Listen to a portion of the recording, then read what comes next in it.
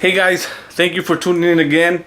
This is part 2 of Church Sucks. This is going to be directed more towards the skeptics, more towards the non-believer, and I just want to emphasize a little bit more, right? And I understand what's going through your head. I'm pretty sure you agree church sucks, because if you didn't think church sucked, you would be there, but you're not. I don't know what happened. Maybe you've gone to church before and somebody hurt you, and because of that, you threw everything to the side. The problem is that while throwing everything to the side, you actually threw God out at the same time. And I'm here to tell you right now that I agree with you. Church sucks. But I'm telling you, if you've tried church already, because everybody says that, I already tried going to church. I'm telling you, stop doing that. I'm telling you, don't give church a try. I'm telling you, it's time to give God a try. Because I know how it feels. I know what you're going through. I know the hurt that you're feeling. I know the burden that you feel because you can't pay your bills, because you're in and out of the hospital, because your marriage is falling apart. And all you want is answers. And you know what? The answer is not found in church. It's only found in Christ alone, and only in Jesus. Take it from me. Take it from somebody who had nothing to be able to live a life now that I actually do not deserve. And it's all because of God and what He has for us in His kingdom. And it's not something that is only available to me. It's available to everybody out there. So I'm telling you right now, if you're looking for answers, God has the answers. And I know what you're thinking, and everybody says it, I can find God on my own, I don't need church. And you know what? That's 100% true. But the problem is that if you don't find a church that helps you develop that relationship, you're not going to seek it out on your own. You're not going to do it. That's a lie. I tried it, and you know what? I lost focus. I lost focus on God. I lost focus on life. Not because I can't. Yes, you can talk to God on your own. But when you surround yourself with the same people, with the same mindset, you build a community that helps each other succeed. And I understand we're not perfect. None of us are perfect. I count myself as the most imperfect person, because I'm not perfect. There's still things that upset me about myself. But you know what? Every day, the reason I seek out God is because of my imperfections. Because I know that I'm not perfect. So I'm not claiming to be perfect either. What I am claiming is that I know the perfect God, who not only sees us as servants, but when you accept Jesus, He sees you as a son, and He gives you everything that you need in life. He will teach you how to transform your finances. He will teach you how to transform your marriage. Not only that, He will go in there, transform it all, and teach you how to keep it that way. Because somebody can come and restore your marriage and it's good for today. But remember, marriage is a lifelong process that every day she's going to get you angry, and every day you have to decide to fortify that marriage. The same with finances. You could have 100,000 lying in the bank account right now, and the next day lose it all. But God teaches us how to be financially smart and how to be able to be good stewards of our money. And I know that a lot of us need out there. We need the answers. There's hope for you. There's hope for you when you think that everything is over. But there's hope in Jesus. And yes, I know that what I'm saying, that church sucks, that doesn't mean I don't go to church. I love my church. I love it.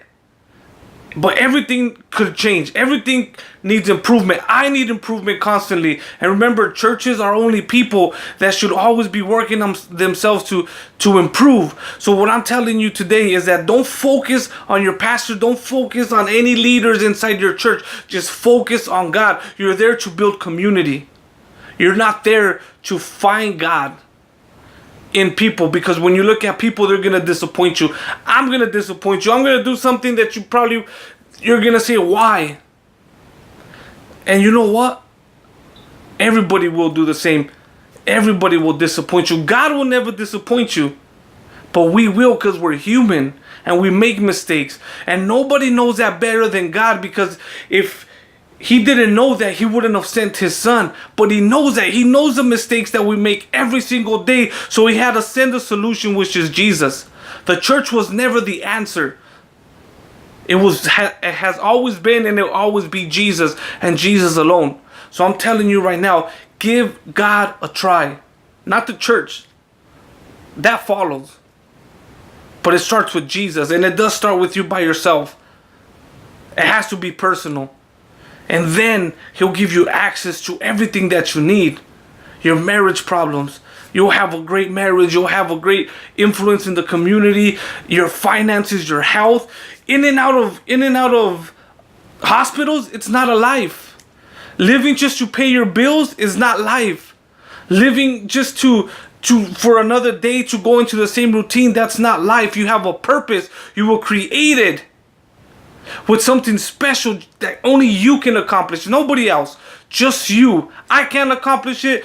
Anybody else in the world can't accomplish what you were created to do.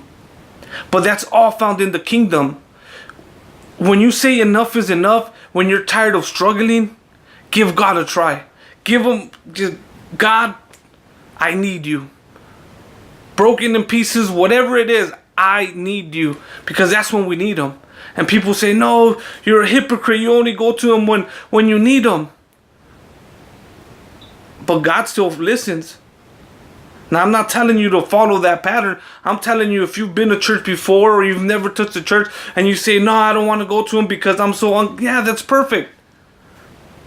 He came for you. He came for the sick. He came for you. He sees your struggle.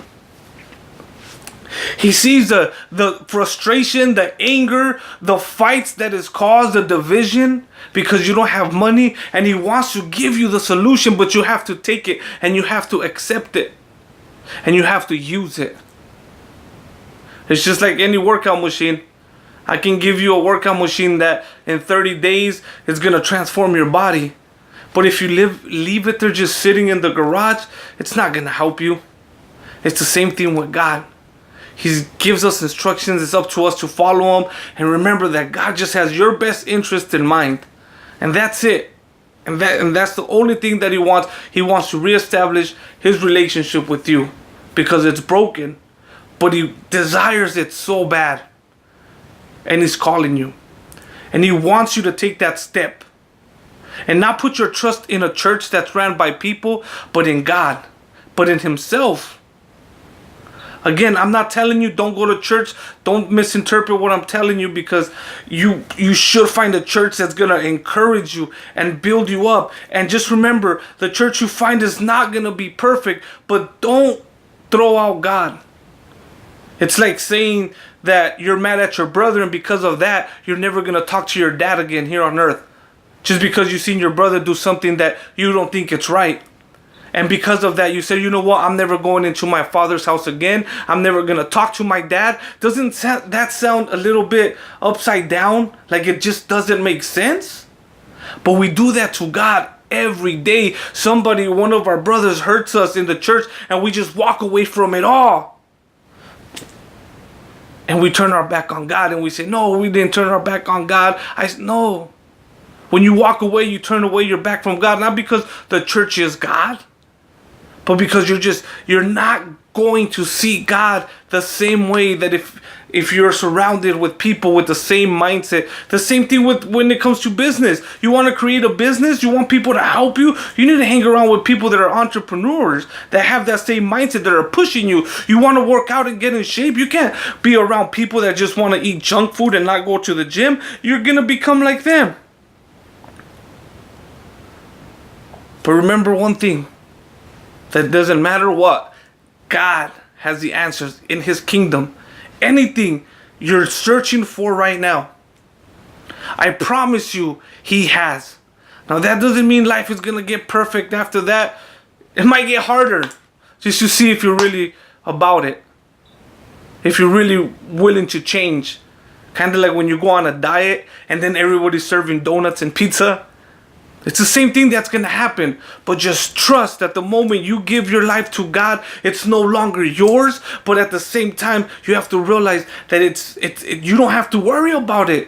It doesn't belong to you. It belongs to the kingdom. So God must take care of it. It's His. When you give away your car, do you still continue to stress about it? No, because it's out of your hands. You're no longer the owner.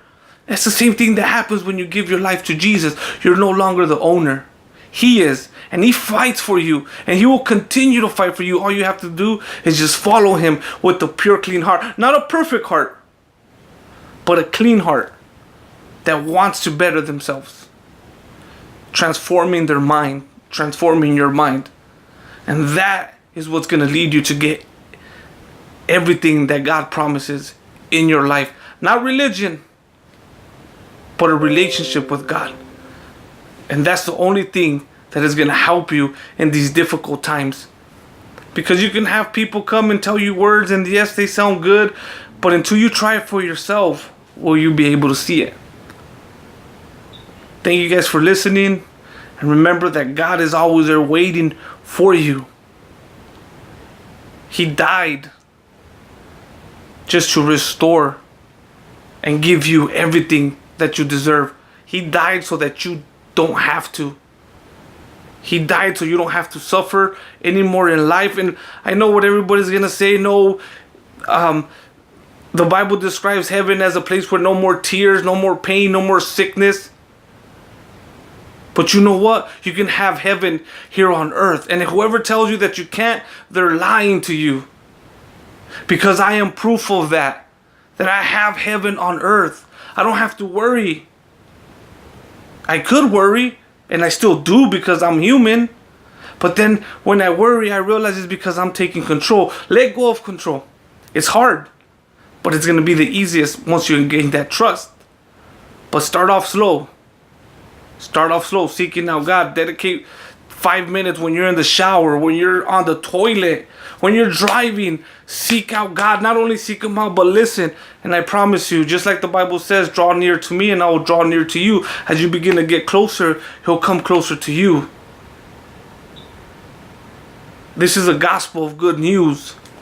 What's good news to people that are getting a divorce or people that their marriage is falling apart? Good news is that your marriage is mended. What's good news to a person that's struggling financially, that your finances are taken care of? What's good news to a person that's sick, that you are now healed? That is why we share the gospel, the good news. It's not religion. It's a way of life that transforms. Thank you guys once again. Hope it was a blessing. Thank you guys for listening to me. You guys have a great week, great day, great year. Thank you.